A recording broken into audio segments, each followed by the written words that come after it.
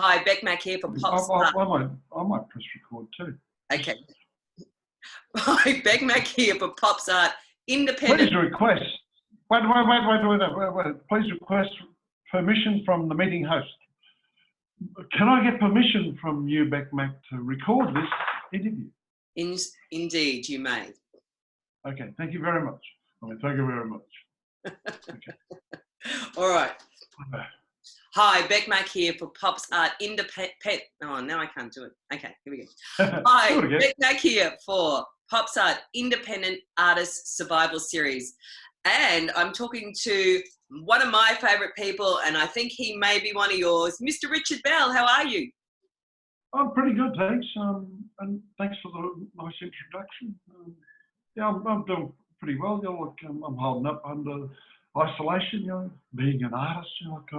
I'm used to being alone for long periods of time. So are you getting much chance to get into the studio at the moment, or are you pretty much locked down at home?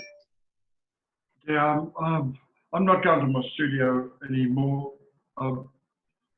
The capitalist in me still has my assistants going there. Well, one of them is at the moment, and we'll be joined by another next week. But it's a huge studio, so they've got plenty of space to move around each other, and it keeps them employed too. So I'm happy. My work gets done, and I still, they get paid. So I'm pretty happy with that. Because you were going to have a show in around August, Is this what's going on affecting what's happening to your work on that level? Well, I just spoke to Josh Malani, my gallerist, this morning, and he was thinking maybe we could put it back to September. I'm a bit doubtful because I like to have an opening. Josh don't need an opening to sell paintings, but I need an opening so I can get a chance to show off and have some fun. Well, by the time we're let out of our houses, to go to your exhibition opening would be one of the great gifts of all. So let's hope that you can time it when we all get evacuated from our own home. Definitely. Oh, that sounds good. Yeah, that sounds good. I like that idea. Now we've both got our team colours on. Yeah.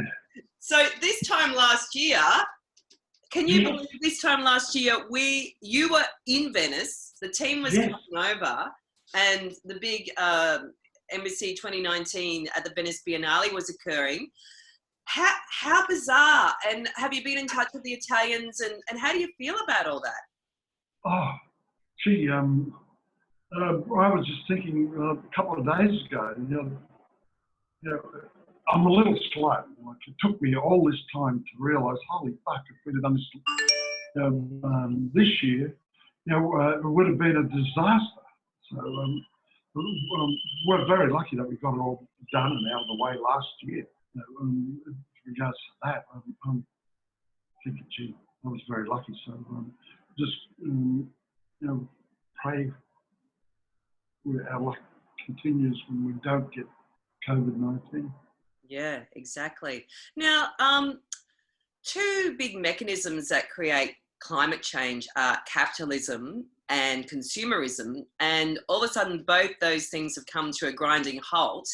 Do you think this is a time for us to maybe reset the structure that we live in? Oh, look, there'll be a lot of talk about this during these difficult times, but do you remember the bushfires? Yeah. Not anybody else can. Not many other people can. They've forgotten about that. So once this is over, people get back to their capitalistic ways. That's my take on it. But, it's certainly shaken up people. Certainly shaken them up. We saw the bushfires bring this government here, to heal in ways that they haven't been pulled down by sheer weight of public opinion. So with this here, they're handing out a hell of a lot of money, to people. They'll keep it quiet for a while. But as Bob Marley's saying, a hungry mob is an angry mob. Very true. And do you think it's an opportunity for maybe the public sector to repurchase the private sector in a way? Absolutely. Look, I think there should be mass nationalisations. We should buy back, if necessary, the public utilities that were sold. Instead of bailing out these businesses, these industries, nationalise them. Buy them out. Virgin shares are like 5 cents each. The government could buy the whole goddamn lot. And then we'd have an airline again, a national airline. And just going along that line, what do you think within this space could be redefined or reconsidered within the economy of the industry of contemporary art making? Okay, well, I was shocked when somebody told me that artists get about 5% of the arts budget. I just thought that's ridiculous. We make the content, and yet we get 5%. 1/20, of the pie.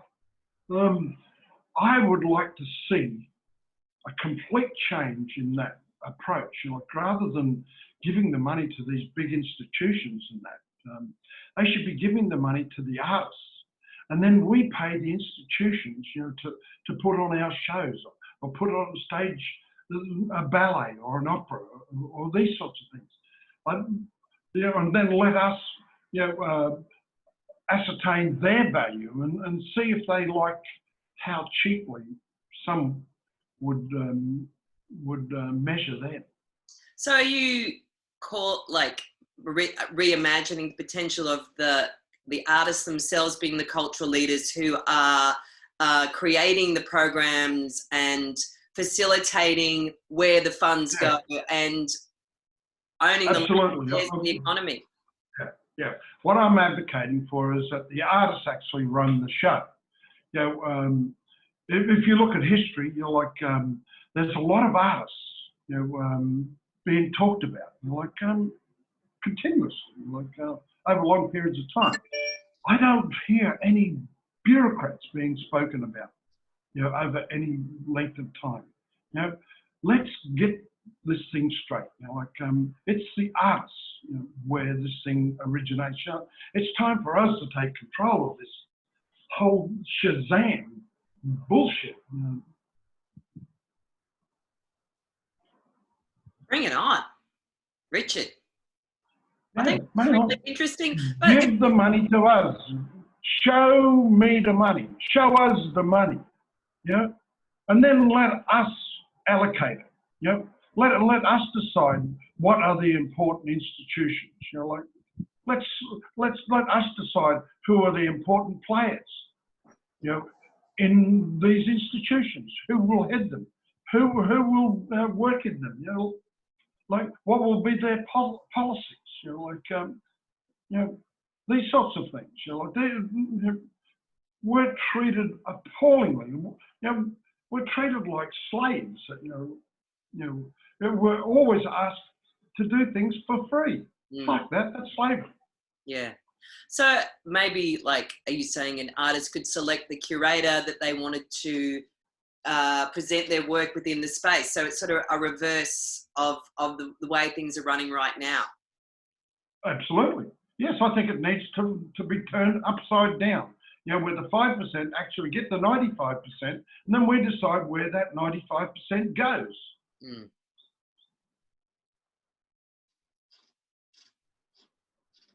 And I guess at this point, it feels like the structures that were there, like patriarchy and capitalism and the way the economy was structured, has actually been turned on its head right now. So there is an opportunity here for maybe to imagine and then build new structures around how we want the future to be. Like it's sort of a resetting, would you say? I agree. Like this is a perfect opportunity for us to, to hit the reset button. And this sort of thing will never happen. This sort of thinking, would never happen, without these kinds of crises, like this COVID-19, bushfires, and natural disasters. Whenever nature hits us hard, we have to come back. We have to work out ways, to work within, the parameters that have been set by nature. The natural law, must, supersede, all the man-made laws. We need to be looking back at that very clearly. And did you ever think you'd see the day a Conservative government would basically be setting up a basic national wage for everyone? To be quite honest, no. But how they've done it, they've done it in two different ways. One is is for the job seeker, and one's for the job maker. So, the job seeker still gets the rough end of the pineapple. Whereas the employers, they got it much easier and with much less red tape and doing this awkward, ridiculous dance, with the bureaucracy. And generally, what's the feedback you've got from your friends and your networks and your community about the impacts of what's happening to them right now? Well, it's devastation in the performing arts. They were the first cancellations. People had shows like next week and gone. And for the next 6 weeks, the next 3 months, the next 6 months, it's all disappeared. So that's where we're looking, and it's happening much more slowly in the visual arts, but nevertheless, it's having a similar effect. I know that our Proper Now show, which was scheduled to open at the end of July this year at UQ Art Museum here in Brisbane. A big shout out there. And that's being put back till next year sometime. I'm not sure when that will actually be, but they're fully committed to that, which is something that we're very happy. I've got to say that's a bit of a relief for yourselves, but also for people who were really looking forward to seeing these exhibitions. Like I personally was a bit. They just put them up and this vision them empty in a gallery. So it's good to hear that things are being reset now to fit with the schedule of what we need right now within timelines. Yeah, well, in these times of great uncertainty, it's nice to have some certainty, but even the dates that we've been given, are uncertain.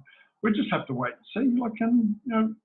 We're all in the same boat as everybody else. So we can't expect a better deal, a better shake of the dice than other people. So and we're creative, so we're supposed to be able to come up with creative solutions to things. So and already you're ahead of the game. You've got you've been working on social media content for a couple of years now. You bring back Richard Bell's TV to the screen. Oh, geez, I'd like to have extend my reach into the community again. I'm bringing me back. Will you be doing some dancing, like sort of a daily dance for us, Rich? I don't know. Probably. You got to give the people what they want now. They want to see a dance, a daily dance from Richard Bell. That's hot. Oh fuck! Oh, God help us.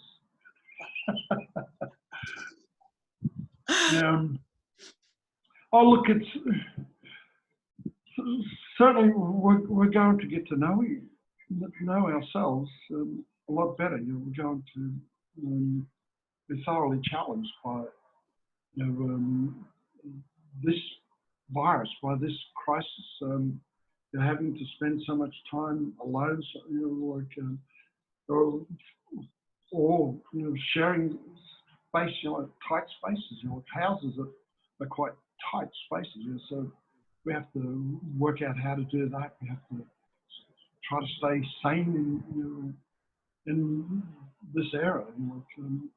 And what advice do you have for your community and for both working in the creative industries, but not all of a sudden working at home alone? Can you give any tips of from what you've learned from working independently about how to survive this time? Oh, geez. I think I'm a creature of habit, so I had to teach myself some habits. Like I used to smoke. I was a very heavy smoker. I smoked more than 50 a day. And I had to look at my habits, what I was doing. What I discovered was that I would have 2 or 3 cups of tea, in the mornings. I can just sit, with my work that was in progress. Some were finished, but I'd have multiple works in progress, and I'd be trying to work out what I would do with them, in the order I'd go, and also, creating new works. That's Tilly. Somebody's walked by something. Come here. Yeah, and and I'd be smoking the entire time, drinking these cups of tea. So I resolved that I would decide what I was going to do with the works the night before. So I had to change my process around.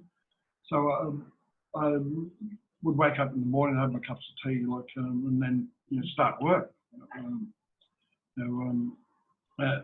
that sort of took my mind off smoking. So that was one of the ways that I changed. But with this one, this here, being a visual artist, we spend a lot of time alone. Anyway, probably more so than most, perhaps with the exception of writers. So it's not such a big stretch, for me. Plus, I've got a dog, and I got to walk her twice a day. So that gives me an opportunity to get out, get some fresh air, and see the beautiful sights. I live just a couple hundred metres from the river. Here, just got to walk down there. It's a beautiful view. And I just walk there with my dog. And there's way more people out now than there was about 3 weeks ago. Yeah. And finally, Rich, can you give us a little sneaky peek insight into the work you're working on at the moment? I know you've got quite an epic piece occurring as we speak. Can you give us a little taste of what that is? No, I can't. Come on. Wait, there. I don't think I've got it. Wait, I'll check my my emails. You can just talk about it. Just talk about it. Okay, well, a brief I've got this. Right. At the moment, I'm working on this protest painting. It's just it's 6 meters by 3 meters, 4 panels, 3 meters tall by 1.5 meters wide, and it's a conglomeration of protests from around the world, covering a whole range of different issues that people are protesting about. There's gay rights, women's rights, Indigenous rights, all these things are being spoken about. There's gender as well. So the references, a lot of the issues happening today. It's a goddamn history painting. And I wish I had an image to show. It's really cool. We can come back and we can do this again soon. Well, no worries. Well, perhaps we could do it out at the studio, because that, this painting's about two weeks off, maybe, from being finished. Right. Well, you've got a date. Very close. We started this in July last year.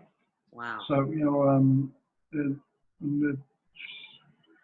it's taken until now, maybe halfway through April to finish. So I'm really looking forward to that. Maybe we'll just get an image of that day. Well, how about we make a date in 2 weeks' time?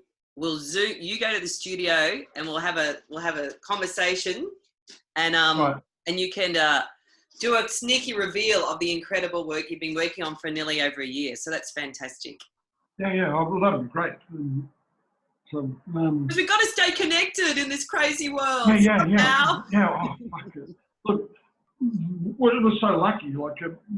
Imagine in the days of the bubonic plague, or even the flu epidemic, the Spanish flu in 1918. People didn't have access to these communication devices that we have today. It's so much better in that regard. Yeah. All right. Well, thank you so much, Rich. It's been so good to catch up with you. We miss you out on the streets, but we know you're safe at home, and that's what's most important. Hey, look, I'm very happy to be home. I'm very happy that nature is getting a reprieve, from capitalism and the human traffic trampling all over it. Thank you. Thank you. Bye. Okay, I'll just stop that.